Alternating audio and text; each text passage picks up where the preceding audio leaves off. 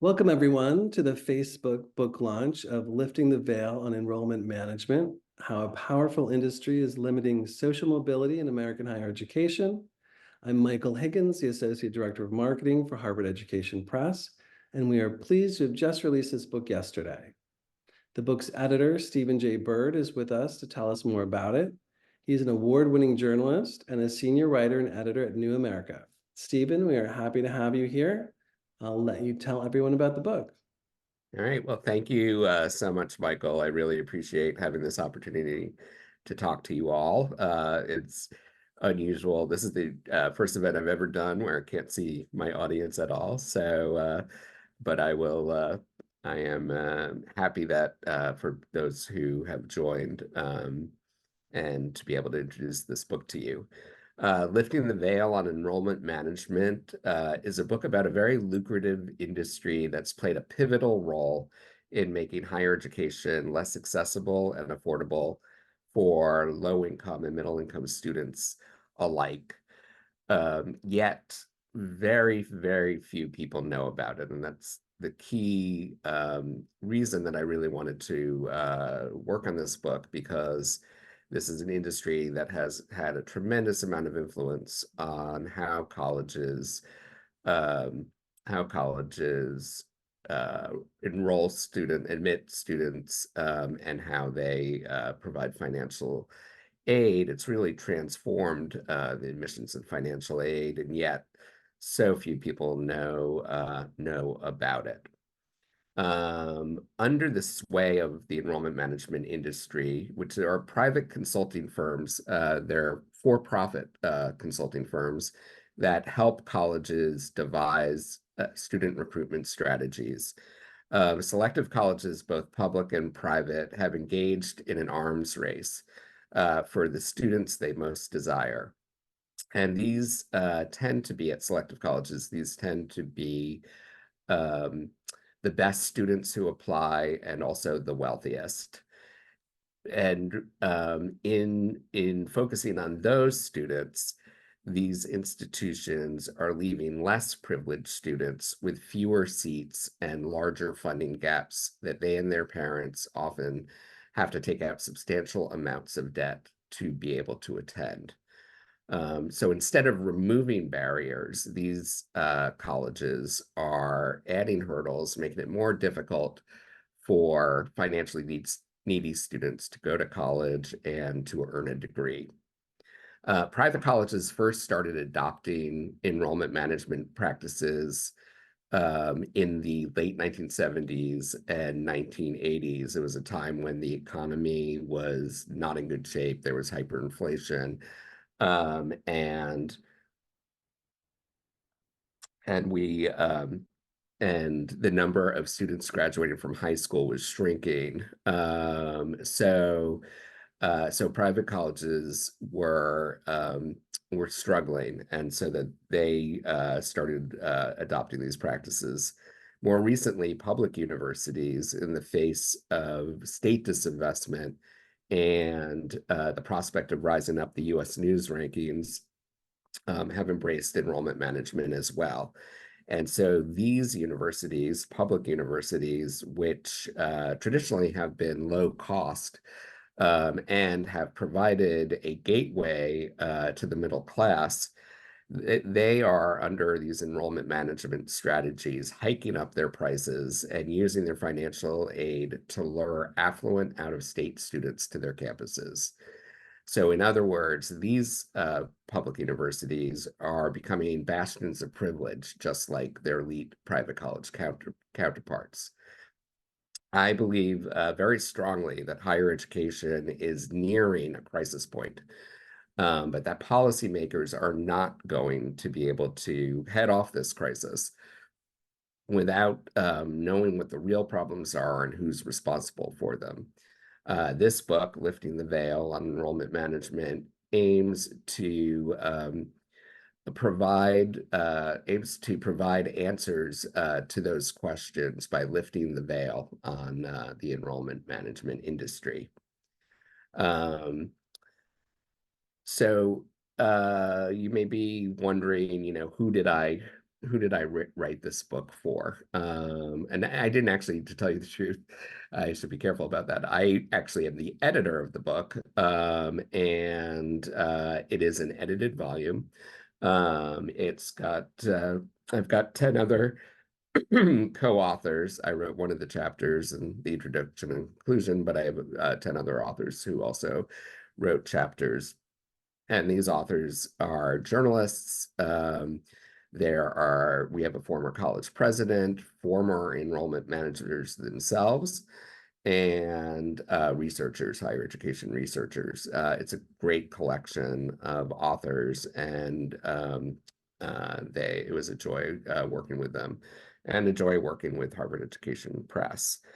But in pursuing this book, I was really hoping to attract the attention of policymakers because enrollment management hardly ever comes up, or actually virtually never comes up in policy discussions related to higher education. Higher education hearings on Capitol Hill generally focus on college access and affordability and student indebtedness, but the words enrollment management are never uttered, nor are there mention of some of enrollment management's tools such as financial aid leveraging, tuition discounting, and even the merit aid arms race. These things just never come up on Capitol Hill. Policymakers tend to focus on the student side of things. Why are students not enrolling at the best institutions they can? Why are they not choosing, why are they choosing schools that may not be as good as that may not be the best school for them? Do these students need more financial aid? Do they need more information? A lot of economists talk about how low-income students don't get enough information about college or about student aid. And if only they had this information or this extra aid money, they'd be able to go to the school of their choice. But the part of the equation that they're not looking at is the fact that colleges are gatekeepers, and colleges make choices and have institutional priorities. And with enrollment management, the priority has really become about two main things. One is prestige, which is rising up the U.S. News rankings, and the other, and the most important thing, is revenues, raising as much revenues as possible. So, as I said, while there are lots of hearings about access, affordability, and student indebtedness, they never mention enrollment management. And Congress has not had the single hearing where they've focused on the outsized role that the largest enrollment management firms, such as EAB or Ruffalo Noah Levitz, have had over colleges' admissions and financial aid practices. I'm also hoping that this book attracts the attention of journalists and other researchers, because I think I'd like to see them dig even deeper into the industry. I think that this book provides a good start, but much more work needs to be done to get a real understanding of what enrollment management is and how the different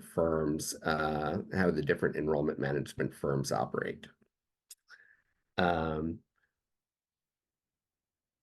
So in terms of what I'd like readers to get out of the book, is I really am hoping that the book reveals just how powerful and influential the enrollment management industry has become in terms of driving colleges' admissions and financial aid policies and practices, and how harmful it has become in terms of equity and limiting social mobility in American higher education.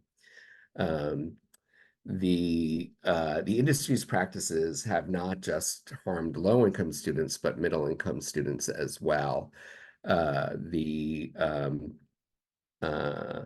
as the products and strategies that it markets have made selective colleges more expensive and harder to get into.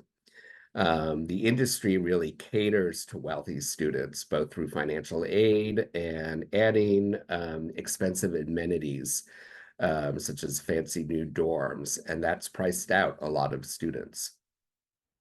I'm also hoping that readers see just how dangerous a tool financial aid leveraging is. So financial aid leveraging is a tool that enrollment management's use, and I'm going to explain it. Under financial aid leveraging, college, which is done with college's own money or through discounts, um, the financial aid is not used to meet students' financial need. In fact, doing so is considered wasteful and inefficient. Instead, enrollment managers try to determine the exact price points at which um, they can attract get different groups of students to enroll. And so they're really trying to find the price point and not have to spend $1 more than is needed. Um, and in doing so, um, the largest discounts tend to go to the best applicants who apply because the colleges want to rise up the rankings, and to the wealthiest students because they want to increase their bottom lines. And as a result, it's the students who need the help the least who get the most. The students who get the most help are the ones who need it the least. Um, while many colleges leverage only a portion of their aid, and some even redirect money that they receive from wealthy students into need-based aid. The largest enrollment management firms, such as EAB and Ruffalo Noah Levitz, are encouraging colleges to leverage all of their financial aid. And that would be both their need-based and their non-need-based aid in order to get the students they want the most. While financially needy students will get some of that aid, it will never be enough to actually meet their financial need. To put it bluntly, leaving low-income students with large funding gaps is part of the game plan that enrollment managers have to help colleges get the students they want most.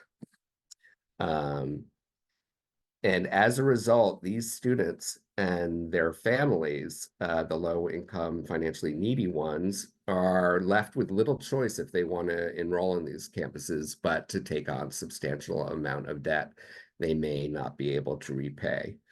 So we have a chapter, and we have 2 chapters about this in the book. One I wrote, which is called "The Dangerous Game of Financial Aid Leveraging," and the other chapter was written by a writer named Beth Zasloff. And that chapter focuses on a low-income first-generation student named Joanne, who is being raised by a single mother who supports her children with a monthly disability check. Joanne's dream school is Ithaca College, which gives out large discounts to affluent students. But Joanne finds that in order for her to go, her mother is going to have to take out a $14,000 Parent Plus loan. Now, I want to remind you again that the mother supports her 2 children. This is a single mother supporting her 2 children on a monthly disability check, and she has to take out a $14,000 Parent Plus loan. So the family that is barely scraping by is required to take on risky debt while some of Joanne's potential future classmates are awarded more aid than they know what to do with. Um, Policymakers really need to take a good, hard look at the products, the financial aid leveraging products and strategies and algorithms that the enrollment management firms are marketing, to see whether these products help or hinder the college access mission of the federal student aid programs. Federal student aid actually does direct the bulk of grant aid to the lowest income students.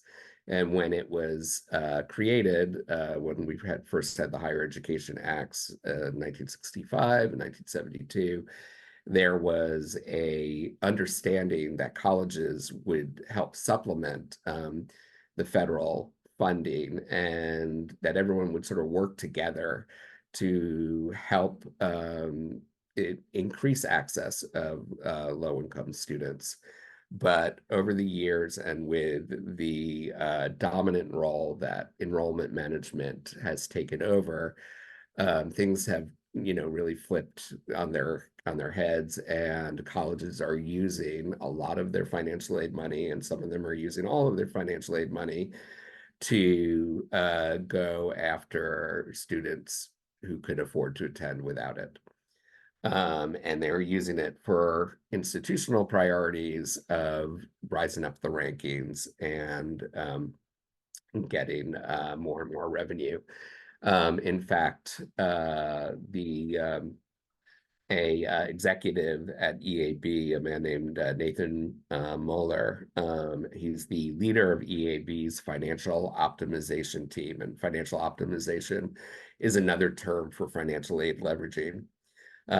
He recently told a publication called Higher Ed Dive that, quote, "The concept is to award financial aid in a way that results in the maximum total amount of net tuition revenue for the institution." So the idea is we are using aid to increase the total amount of net tuition revenue at the institution. And that really just is the flip side of everything that we sort of believe that financial aid is really meant to be used, and it is putting low-income families and even middle-income families into a really tough spot and forcing a lot of families to take on debt that they can't afford. So the last thing I just wanted to talk about is the just to talk about the hardest thing in writing about the enrollment management industry. Again, the enrollment management companies are pretty secretive. They're privately held, so they don't have to they don't have to disclose a lot of information. And as a result, there has been a shockingly little reporting about this industry, which which has so much influence over how colleges operate. Um, and as I've said, the book is a good start to starting to lift the veil on this industry. But I really hope that other journalists and researchers can dig even deeper, because a lot of work needs to be done if we're going to change things. And with that, Michael, I'll take whatever questions have come in. Thanks, Steve. We did have a question. Someone wanted to know if the recent affirmative action Supreme Court decision impacted the writing of the book at all. I mean, it was definitely interesting timing. When you write a book, when you work on a book, it's a number, it lasted for a number of years. So we had a lot of things that impacted it, including COVID was a big deal. But the affirmative action decision definitely, we have a chapter in the book about affirmative action and diversity. And the interesting thing really is that the way that most people think about college admissions and financial aid is really steeped in the way that it used to be done back in the like 60s and 70s, where colleges are, admitting the best students that they can, and then the financial aid is going to financially needy students. And affirmative action helps, is helping colleges to become more, become more diverse.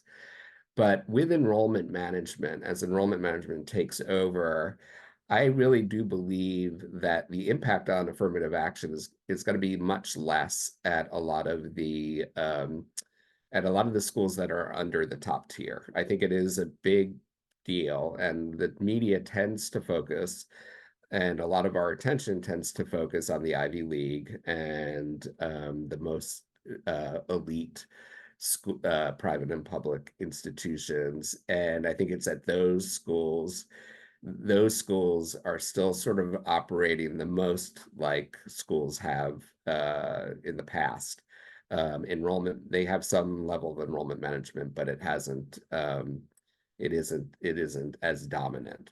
Um, and so I think at those schools, there will be a difference made by the end of affirmative action. But I think at a lot of the schools that are involved, that have really at the lower tiers, that have been working with the enrollment management industry, they already have we're already becoming less diverse in general, as a result of these financial aid practices, and other practices, and even in the recruiting practices that the colleges undertake under enrollment management. We have a chapter that looks at how colleges get all the student list data from the College Board when they're going to start their recruiting, for the College Board at ACT.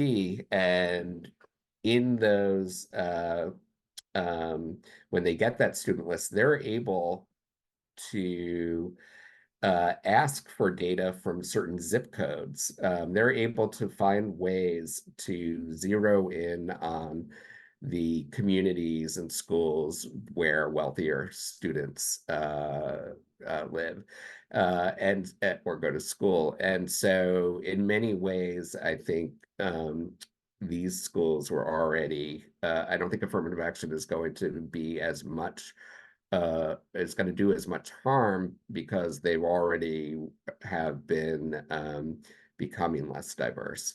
And another interesting thing about enrollment management is that enrollment managers like to say that they've got three main goals, which to help colleges. One is prestige, greater revenue, and more diversity. But as people will say privately, as enrollment managers will say privately, no one has ever gotten fired for not making a college more diverse. And in fact, enrollment managers are fired, campus enrollment managers are fired regularly for not bringing in more revenue, not for making their classes not. And so diversity has been a much less lower priority. And the other thing is that under enrollment management, colleges have a lot of leeway in how they define diversity. And so it's not always the way that we think of diversity. So in general, I believe, and I've seen studies show, that public universities particularly have become less diverse over the last 20 years. And I think a lot of that has to do with enrollment management. So that was a long answer. Michael, do you have more? Let me see. I think there is another question. Yeah, someone asked if the U.S. News and U.S. News and World Report rankings actually are valuable for students considering colleges, and who benefits most from the rankings. So we have an amazing chapter, and the first chapter in the book is written by a journalist. Actually, if you're in, I don't know if I don't know if you're in Boston, but he works at the Boston Globe, and he's now the head of journalism at Brandeis. His name's Neil Swidey, and he has a chapter about how U.S. News and enrollment management kind of started around the same time, and they were separate entities, but they ended up becoming completely interdependent. And actually, US News defined a bunch of the metrics that then these enrollment management firms were able to use to sort of go to colleges and say, we can help you. We can help you rise up these rankings. We'll be able to help you manipulate these various metrics so that you will get a better ranking. I think that um, the U.S. News rankings tend to be, used by wealthier families. I think that they've had a ton of perverse incentives, and I think it's helped lead to families, always wanting to get more into the best school or the highest ranked schools rather than like the best fit for for their children.